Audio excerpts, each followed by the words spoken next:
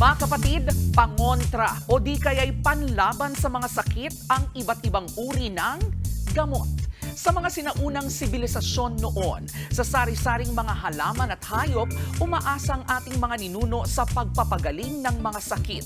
Pero kahit noon, may prescription o reseta na pala.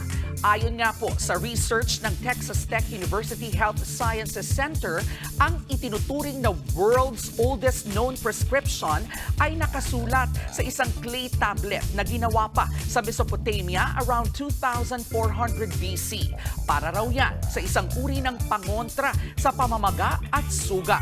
Ang ingredients, mustard, fig, myrrh, dumi ng paniki, pinulbos na shell ng pagong, river silt, buhok mula sa tiyan ng baka at balat ng ahas. Sa modernong panahon, ang mga prescription drug may tatak na RX. Simbolo naman yan ng Latin word na recipere o recipe sa Ingles. Iniuugnay rin ang dalawang letrang yan sa Egyptian god of healing na si Horus.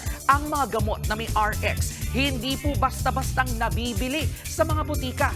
Itong mga gamot kasing ito, maaaring maabuso o di kaya'y makasama kung basta na lang iinumin. Sa Amerika nga, sinasabing mahigit kalahati ng mga drug overdose death dahil po sa pag-abuso sa mga prescription drug.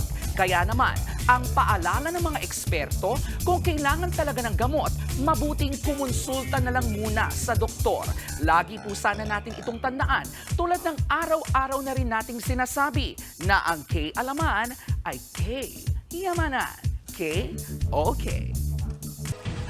Mga kapatid, ito po ang inyong K-alaman Queen, Kalad Karen. Always remember na ang K-alaman ay K-yamanan.